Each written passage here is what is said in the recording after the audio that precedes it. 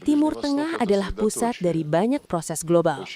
Entah bagaimana, meskipun dimulai di benua lain, proses ini akan merembas ke Timur Tengah dan bertentangan dengan kepentingan negara lain.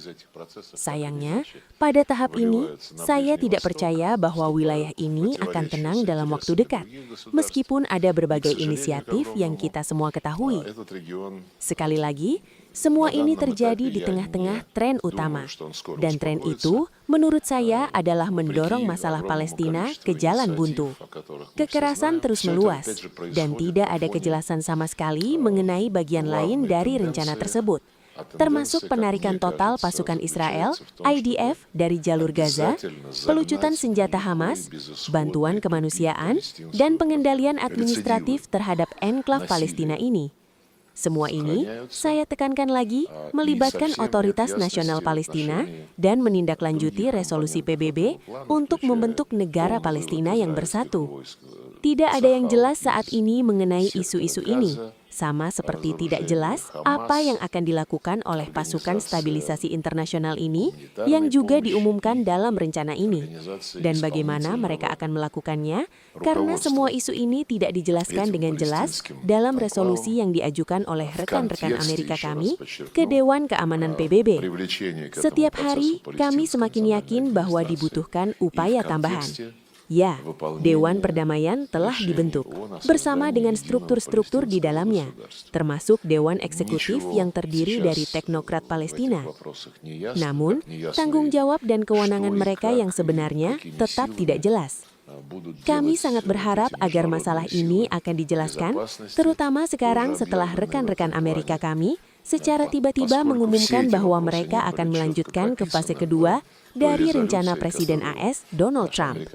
Ini sudah menyangkut pembangunan kembali dan penyelesaian masalah kemanusiaan. Tetapi, masalah utama tetaplah prospek pembentukan negara Palestina. Palestina bisa dipindahkan ke tempat tinggal sementara. Anda tahu bahwa tidak ada yang lebih permanen di dunia ini selain sesuatu yang sementara. Semua orang mengerti ini. Saya sangat ingin agar badan kolegial ini, yang dibentuk atas inisiatif Presiden Trump, benar-benar melihat akar penyebab konflik ini, termasuk tentunya dengan partisipasi Israel, karena kita berbicara tentang pembentukan dua negara. Kami mengikuti perkembangan di Iran dengan cermat. Kami menyambut baik upaya mediasi Oman. Kemarin, saya berbicara panjang lebar dengan teman saya, Menteri Luar Negeri Oman, Badar bin Hamad Al-Busaidi. Tak perlu dikatakan, kami percaya bahwa harus ada penyelesaian damai. Kami memahami bahwa seperti di Palestina, beberapa pihak yang terlibat langsung dalam proses ini tergoda untuk menggunakan kekuatan dan mengalahkan lawan mereka untuk berbicara terbuka. Tetapi ini adalah pendekatan yang salah. Itu hanya akan menciptakan lebih banyak masalah dan tidak akan menyelesaikan situasi ini atau memastikan keamanan bagi negara manapun. Saya rasa semua orang memahami ini dengan sangat baik. Itulah sebabnya kami terus berkomunikasi dengan teman-teman kami di Iran, termasuk bersama dengan rekan-rekan kami dari Cina. Kami khawatir dengan masa depan Iran.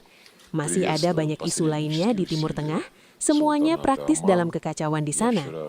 Mengenai Iran, kami tentunya tertarik untuk melihat normalisasi hubungan sepenuhnya antara Iran dan Dewan Kerjasama Negara-Negara Arab Teluk.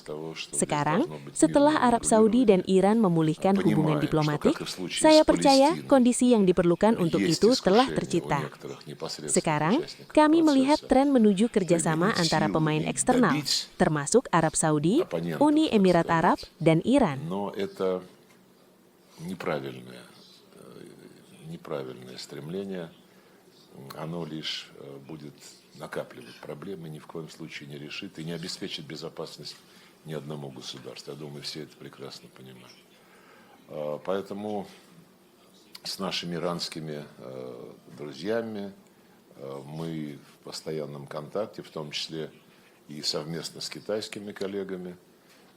Нас это тревожит, нас беспокоит.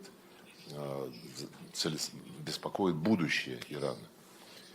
Много еще других аспектов ближневосточной ситуации. Там везде бурлит практически. Говоря об Иране, конечно, мы заинтересованы в том, чтобы состоялась полная нормализация отношений между Ираном и Советом сотрудничества арабских государств Персидского залива. После того, как Саудовская Аравия и Исламская Республика Иран восстановили дипломатические отношения, для этого, по-моему, созданы необходимые предпосылки. Наблюдаем сейчас